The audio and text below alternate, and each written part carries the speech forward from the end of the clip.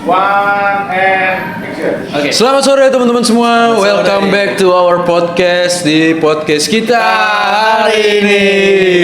Oke, saudara Mikel. Oke. Di podcast Gimana, Rawang Bu? Senin kita ya. Asik. Kali ini tema yang mau kita bawain apa, Kel? Temanya apa ya? Yang relate belakangan ini, Yang Kel? relate belakangan. Nah, Belakangan mungkin itu sangat relate dengan kasus-kasus kasus tuh. kayak kasusnya Nadiem Makarim yang 18 tahun dia kena apa?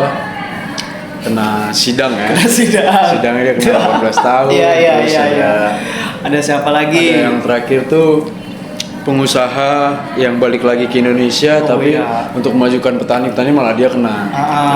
Oh, yang si apa Tani Hub ya? Ya, yang Tani Iya, Hub, Tani itu malah. itulah, aplikasi itulah. Lucu ya hukum di negeri ini. Kalau kita bahas hukumnya gimana ya? Boleh lah, boleh. Jadi gimana mungkin tuh? bahasnya hukum itu menakutkan atau malah kita butuh dengan adanya hukum.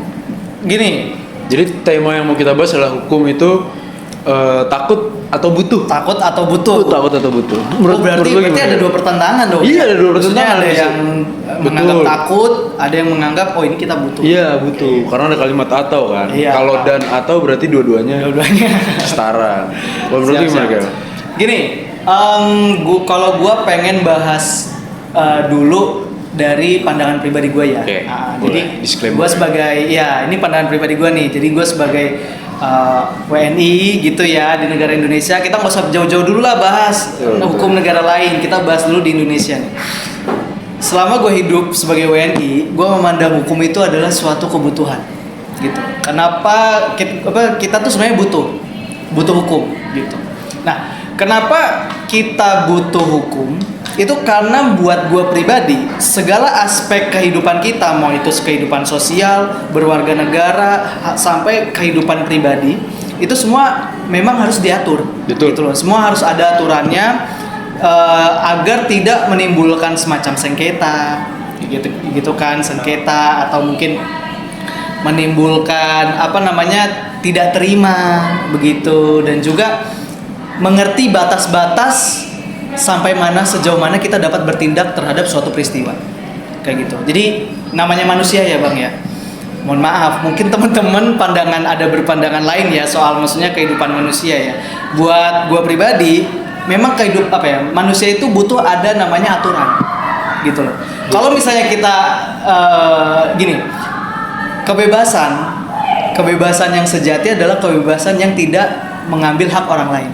Nah, bagaimana cara kita mengetahui bahwa kita mengambil hak orang lain atau tidak? Ya itulah aturan, gitu loh. Ya itulah di situ ada hukum di situ, gitu. Jadi kita tahu batas-batas kita bertindak, berperilaku, batas-batas kita mengklaim sesuatu itu semua diatur di hukum. Makanya buat gua itu adalah suatu kebutuhan, kayak gitu. Oke.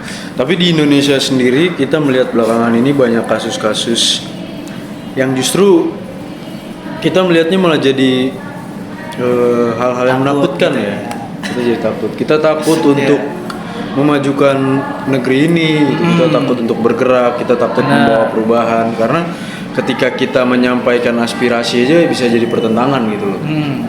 Niat kita baik, tapi ternyata lagi-lagi pasti ada dalang di balik semua ini. Gitu. Pasti ada Soros. Antek-antek Soros. Antek-antek Soros.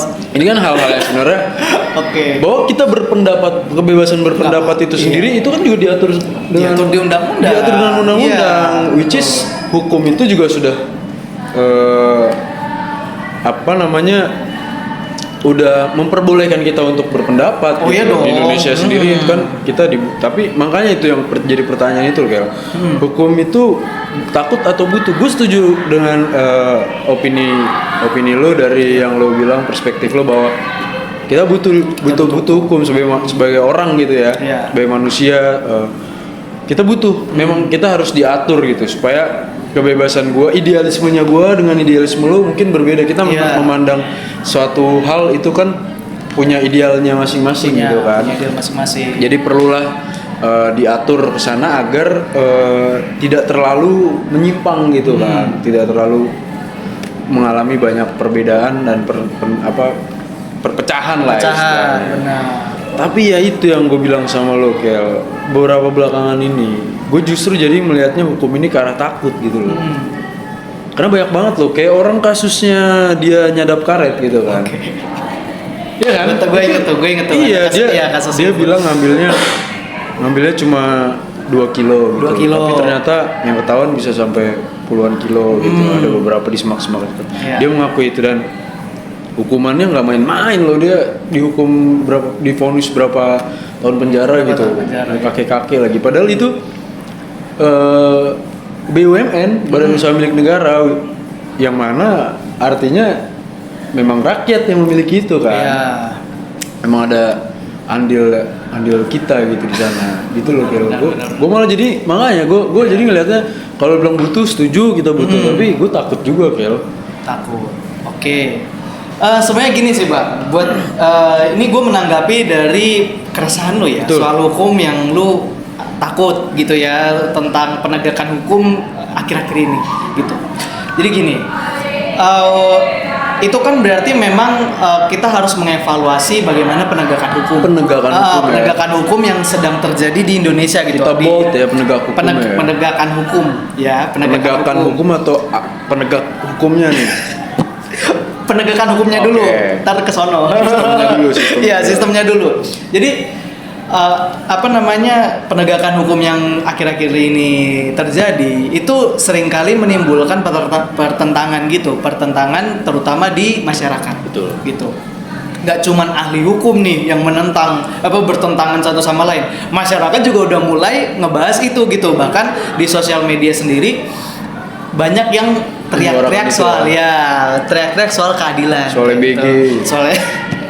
Soal MBG gitu kan. MBG-nya apa dulu nih, Bang? Bahas apa dulu nih? Oke, kita lanjut. MBG-nya nanti dulu. Penegakan hukum. Nah, penegakan hukum itu kan memang harus kita garis bawahi tidak serta-merta berdasarkan hati nurani saja, berdasarkan tingkat kesalahan saja. Itu kan ada namanya aturannya juga gitu loh. Jadi ada namanya aspek-aspeknya gitu. Seseorang dihukum itu seberat sekian atas dasar apa? Ya, betul. Kayak gitu. Jadi nggak serta-merta kita kayak memainkan hati nurani di situ, cuman memainkan hati nurani ya. Kayak Cuma karena dia dilihat. Cuman karena dia misalnya terlihat menarik, ya gitulah, family man atau sayang keluarga, dia bisa menarik simpati masyarakat gitu kan, jadi hukumnya diringankan kayak gitu. Nah, bisa jadi dia menarik simpati masyarakat, tau-taunya dia beneran salah gitu, tau-taunya dia beneran penjahat kayak gitu loh, yang dimana dia menyamar kayak gitu kan, itu kan juga ada semacam celah gitu loh, celah hukum di situ. Nah makanya penegakan hukumnya di sini harus kita maksudnya harus kita awasi bersama terus, dan juga kita juga perlu untuk sebagai masyarakat kita juga perlu untuk kritis dalam menanggapi suatu peristiwa gitu, dan juga di samping kritis jangan lupa untuk tidak mematikan nalar kita sebagai manusia, nalar dan juga nurani kayak gitu. Karena kalau misalnya di mata hukum, kalau misalnya kita cuman berpedoman di mata hukum saja, ya sudah, kita bermain di hukum saja, kita menghilangkan rasa kemanusiaan, kita menghilangkan rasa nurani kita di situ gitu, yang dimana mungkin akan bagi pihak lain itu suatu hal yang mungkin kurang baik kayak gitu. Karena kan juga kita hukum di Indonesia atau hukum di dunia ini juga bergerak untuk mengatur manusia. Lagi-lagi kita kembali ke manusia. Cuman kan tinggal penerapan dan juga penegakan hukumnya itu dikajinya atau dilakukannya seperti apa kayak gitu. Sekarang pertanyaan adalah gimana caranya kita mengawasi sistem penegak hukum? Iya. Sistem penegakan hukum apabila penegak hukumnya yang melakukan tindak pidana hukum gitu. Aku suka. Itu kan agaknya sulit ya. Pertanyaannya to the point banget. Iya benar ya? Iya benar, setuju. Iya. Kita nggak perlu lah belajar tinggi-tinggi untuk melihat hal ini gitu kan. Karena di Indonesia sendiri tuh hukum tuh seperti permainan gitu loh. Itu udah banyak lah orang-orang udah. Ya, opini berani nih. Maksudnya udah Iya. beberapa orang udah bilang kayak gitu. Permainan, oke. Iya, udah bilang kalau misalnya let's say korupsi lah. Korupsi kan itu adalah itu tindakan penyelewengan kan. Penyelewengan. Itu tindakan hukum. Oke. Gitu kan. Itu ada undang-undang segala macam. Tapi Joko Anwar juga bilang kemarin di podcastnya sama si Gofar juga dia bilang kan kalau negara lain mungkin korupsinya agak sedikit-sedikit gitu, senyap-senyap Oh, gitu. senyap-senyap. Tapi kalau di Indonesia tuh korupsinya udah terang-terangan. ini buat gua, gitu. Ini uang gua gitu loh. Jadi semakin ya itu emang kan gua tanya sama lu kan gimana sih caranya kita untuk mengawasi penegak apa berkaitan dengan penegakan hukum itu kalau aja kita sistemnya kita awasin tapi yang SDM-nya kan yang di dalam sistem itu sendiri malah yang mempermainkan. Nah itulah itu yang harus kita cari solusi. Menurut lu gimana ya? Jadi gini, jujur gue udah capek banget. Udah capek banget. Kelihatannya udah desperate banget gitu ya. Astaga gitu kan kayak hukum di Indonesia kok kayak gini amat. Itu sampai dolar gitu ya. 17,845. Ya. Apa sih sisa dari kebenaran di negara ini kayak gitu. Lucu lah. Jadi gini, kalau namanya kita sebagai masyarakat kan ya kemarin ada disinggung soal people power ya. Gitu ya. Jadi pasti yang dimana kita bergerak kolektif gitu ya bersama untuk mengawal suatu peristiwa atau kasus tertentu. Dan memang karena kita di negara demokrasi masih ada dampaknya. Kita bergerak secara bersama-sama seperti itu gitu.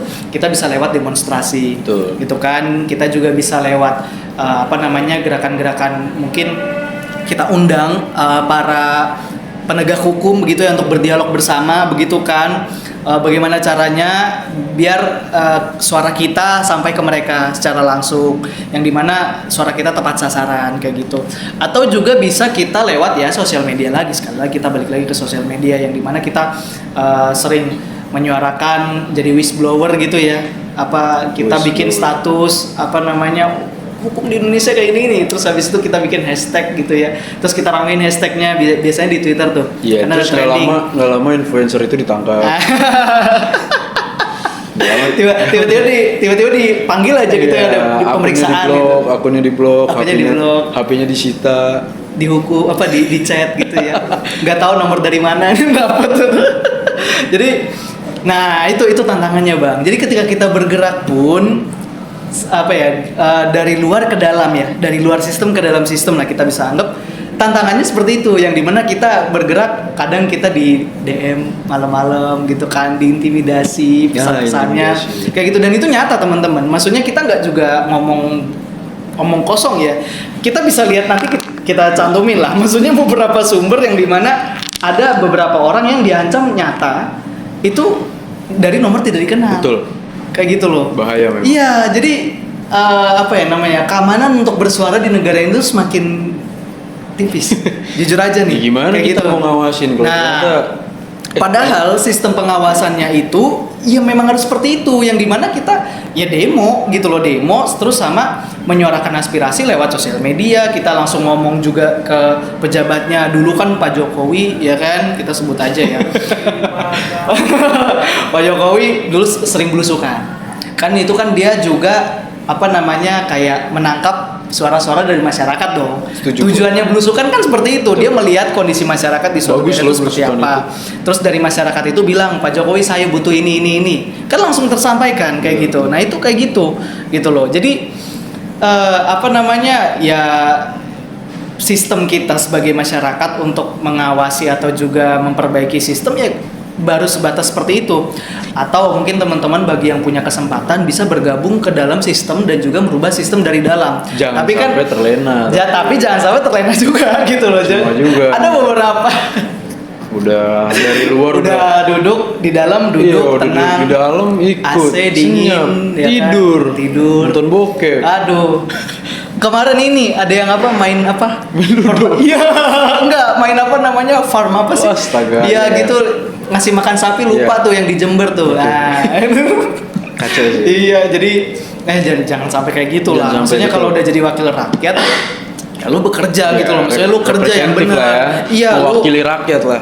ketika reses ke daerah-daerah lu masa reses kumpulkan suara rakyat tuh yang benar gitu loh, dan juga lu harus aplikasikan itu gitu loh, kayak gitu. Terus juga kalau oke lah lu nggak bisa punya kesempatan untuk berkontribusi sebagai wakil rakyat, lu bisa berkontribusi ke yang lain, kayak misalnya lu nanti jadi PNS atau nanti lu jadi BUMN gitu, yang dimana lu menjadi part of the system, lu tangkap suara-suara rakyat, ya lu coba sampaikan audiensi pelan-pelan ke atasan lu, kayak gitu loh. Maksud gua kan walaupun sekali dua kali nggak didengar, tapi kan kalau misalnya kita rutin ya untuk menyuarakan hal tersebut kan paling nggak akan dipertimbangkan, kayak gitu. Jadi seperti itu, kita sebagai masyarakat people power tadi, kita berperan di perannya masing-masing begitu ya, kita bergerak di perannya masing-masing.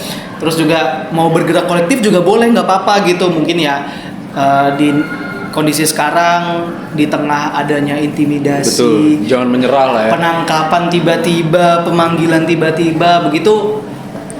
Mari teman-teman jangan menyerah untuk tetap menyuarakan ya secara kolektif, dan juga kita juga bikin kayak gini video-video YouTube ini juga mewakili keresahan masyarakat awam gitu loh. Kita takut juga ya. Kita takut. Iya, tapi gue udah males bahas-bahas politik kayak gini. Cuma sebenarnya sutradara kita kan nggak bisa. Nah, produser, sutradara. Ya tapi buat gue pribadi, walaupun dari sutradara ininya dari direktur CEO kita ya, respect CEO itu sering kirim isu-isu nasional gitu, tapi buat gue pribadi itu bukan hal yang salah juga, dan gue juga semangat untuk menyuarakan hal ini terus gitu, walaupun nanti bakal ada kendala dan semacamnya, ya kita akan melakukan apa yang kita bisa. Benar. Jangan Kayak sampai gitu. pesimis lah dengan keadaan yang Nggak boleh. Nggak boleh pesimis, itu nggak boleh. Karena apa? Dengan kita bungkam, malah justru membuat pihak tertentu senang. Betul. Kayak gitu loh. Berarti agenda pihak-pihak tertentu ini berhasil membungkam kita gitu loh. Jadi makanya jangan gampang kalah guys gitu loh. Jangan mudah kalah. Ya kita tetap suarakan. Mungkin kalau misalnya kita dibungkam di sektor A, kita jalan di sektor B. Bungkam sektor B, kita jalan sektor C gitu. Banyak metode kita untuk bergerak kayak gitu. Nanti akan ada masanya, momennya ketika teman-teman dibutuhkan untuk bergerak, teman-teman harus bergerak kayak gitu. Setuju. Ini keren. Jadi menanggapi hal ini, hukum itu memang butuh ya. Hukum itu memang dibutuhkan karena itu yang menjadi fondasi dasar ya. Supaya kita punya tujuan yang sama. Tujuan yang sama. Tapi di satu sisi memang ketakutan kita adalah pada SDM yang mengatur sistem tersebut. Oke. Berarti Itu karena banyak sekali isu-isu tentang adanya kepentingan si A, si B, si C yang mengakibatkan hukum itu bisa dipermainkan gitu loh, kayak yang memang solusinya adalah people power tadi. People power kalau dari kita ya. Kalau dari gue setuju juga people power, tapi masalahnya adalah ketika orang memang sudah berani bersuara dan ketika suara itu memang sudah dijamin oleh pemerintah, dijamin oleh undang-undang, adanya hak kebebasan untuk berpendapat ya. Iya. Kebebasan kita untuk berserikat, berkumpul dan menyatakan pendapat itu memang sudah tertera di undang-undang. Iya. Tapi ternyata masih banyak orang-orang yang dapat hal intimidatif gitu kan. Kirim kepala babi. Kirim kepala babi, Tikus mati, bangkai bangkai tikus. Dan terakhir adalah disiram air keras. Yang ternyata ketika melalui sidangnya pun dia nggak tahu kalau ternyata efeknya seperti itu. Itu yang bahkan aparatur keamanan kita aja bisa seperti itu ya. Segagabah itu gitu loh. Seceroboh itu. Bahkan apa nggak bisa kita obrolin baik-baik gitu kan, tanpa adanya intimidatif seperti itulah. Nah, itu mungkin menurut gue yang menjadikan masyarakat itu semakin takut dengan hukum itu ya seperti itu kayak. Tapi kalau kita melihat secara sederhana ya, kayak misalnya kita lihat kenapa sih hukum butuh karena menurut gue kalau kita lihat dari hal yang sederhana, kayak misalnya lo motoran deh, lo berpergian sedekat apapun jarak rumah lo ke tempat tujuan lu. Benar. Kalau kita nggak mematuhi aturan, nggak mematuhi hukum yang berlaku, nggak pakai helm, jaket, celana yang proper, yang orang nggak ada yang tahu kapan waktu mereka meninggal gitu kan. Justru dengan adanya hukum ini Melindungi nyawa, melindungi dirinya sendiri dan gitu. orang lain juga kan. di Setidaknya kalau memang jadwalnya belum meninggal, belum ada di kalender gitu. iya, belum dijadwalkan meninggal ya luka-luka tapi nggak parah Iya. gitu loh. Karena masih ya ikut aturan main Itu. kayak gitu. Jadi hukum itu memang sepenting itu teman-teman. Ya kan Gel, jadi Benar. kita dari yang sederhana Iya. sampai kita pembahasan kita yang seluas tadi itu kan ya tujuannya memang membahas hukum itu butuh gitu Oh kan. iya dong. Tapi memang yang ada beberapa ketakutan dan gue itu sendiri ya gue takut itu karena gue menyikapi jadinya nggak adil gitu loh Gel, hukum Benar. benar-benar nggak adil gitu. Kalau Iya. beberapa orang bilang bahwa hukum itu tumpulnya kemana? Atas apa bawah? Tumpulnya ke atas. Tumpulnya ke atas artinya Tajamnya ke bawah. Nah, tajamnya ke bawah malah justru orang-orang kecil yang Iya. dirugikan Betul. gitu loh. Jadi kalau bisa untuk pemerintah Asik. berlakulah adil gitu. Hukum itu ditegakkan ke Yang lagi di Perancis. Dengar. udah balik kan. Udah balik ya. Udah lama. Ini tayang udah balik ya. Udah balik ya. Tapi kenapa sih menarik banget Prancis kayaknya ya? Nggak Dia tahu udah tuh. 3 kali loh Prancis. Januari ke Prancis. Kasih deh. Kalau kita ke sana lah Bang, kita nabung, ya kan? Kita nabung ya. Heeh. Nggak pakai uang ini ya. Nabung tukar dolar. Cuan. Ya nunggu dolar turun dulu deh. Purbaya aja udah stres anjir. Ditanya dolar Udah gimana pusing deh. ya? Sudah udah stres ya. Udah gue capek-capek nyusun gitu kan begini amat gitu ya. Ya jadi ya konklusinya itu teman-teman. Kalau menurut kalian gimana menyikapi hukum itu? Iya. Jadi suatu hal yang membutuhkan, butuh Atau takut. malah kalian takut. Dan kalau misalnya kalian punya opini takut, kenapa coba komen di bawah? Komen, Kita pengen komen. tahu ya. Iya. Kita pengen tahu pandangan-pandangan. Kayak kita berdua kan berseberangan nih. Abang ini tadi bilang takut ya. takut, Lu ya. gue takut. Gue sampai sekarang aku masih takut. Iya. Ya. Lu berani kayak? Enggak, apa maksudnya kayak tiba-tiba ada Oh iya benar. waduh ngumpet gitu ya. Agak ngeri ya. Ngumpet gitu. Semoga Iya. aman gitu. Kalau gue mah butuh. Di tim butuh tetap walaupun se bangke itu ya menegakkan hukum di negara. Bangke butuh di Iya, Perbaiki. separah itu ya kan, maksudnya isu-isunya dibenturkan dengan isu yang lain dan semacamnya. Betul. Tapi buat gue pribadi tetap butuh, gitu loh. dan gue berharap makin banyak orang yang bisa menyuarakan Oh iya, benar. hal-hal yang Iya, iya. memang perlu untuk disuarakan gitu. Betul. Untuk menyuarakan hukum yang adil. Gitu. Terus kalau misalnya gini nih, ini apa namanya, gue tambahan ya. Kalau misalnya ada teman-teman di luar sana yang nonton ini yang masih punya pandangan hopeless ya, maksudnya yang udah pesimis begitu, yang dimana nggak usah lah ngurusin politik, nggak usah lah ngurusin hukum, nggak usah lah kita bahas ini, kita bahas yang senang-senang aja. Nah itu justru malah zolim namanya, yang dimana ini gue keras aja ya. Zolim, kenapa zolim? Karena lu tidak punya nurani sebagai manusia, lu cuman mikirin diri sendiri gitu loh. Ketika lu berpikir bahwa gua nggak butuh bahas ini, gua nggak mau tahu apapun soal ketidakadilan dan semacamnya, ada orang lain yang meninggal loh karena ketidakadilan gitu. Ada orang lain yang dia nggak bisa makan. Ada karena yang kesempatan. terlindas. Ada yang Terlindas oleh ketidakadilan sistem gitu loh. dan pas demo dia terlindas. Terlindas, oh ya itu yang ditabrak. Iya, RIP. Wah itu Respect. rest in peace, respect gue juga. Itu makanya kita perlu banget lu ya. jangan diem, lu tetap edukasi diri lu, bisa jadi keluarga lu yang jadi sasarannya. Iya. Ketidakadilan itu. Yes, benar. Bisa jadi. Ketidakadilan bisa menimpa siapa? Iya, bisa jadi anak lu nanti, bisa jadi keturunan lu nanti. Nah, ketika nanti yang diserang keturunan lu anak lu bisa apa? Nah, dalam guys, dalam ini baru. Lu bisa apa? Itulah Gitu. kenapa hukum itu butuh ya Gele. Yes. Butuh ditegakkan. Butuh ditegakkan. Butuh diawasi. Real ya, real ditegak. Oke teman-teman, share pendapat lo. Gua pengen dengar pendapat lo. Jadi kalau misalnya jadi Gue jadi takut gue juga. jadi nggak cuma kita berdua yang kena, kalian juga Iya. bisa kena. Nggak bercanda. bercanda. Oke teman-teman, gue takutnya kalau kita semakin memanjangkan segmen ini Iya, malah makin makin emosi, panas, ya. kita meluap-luap, malah kita Parah. jadi kemana-mana ngelantur dan lain-lain. Oke teman-teman, gue cukupin segmen kita hari ini di Senin Serawung. Kita sudahi untuk segmen hari ini dan jangan lupa like, comment dan subscribe. Share ke teman-teman kalian. Yes. Terus menerus jangan sampai menyerah untuk suarakan Bersuara. keadilan. See you guys. See you. Thank you. Next content. Bye bye. Oke guys.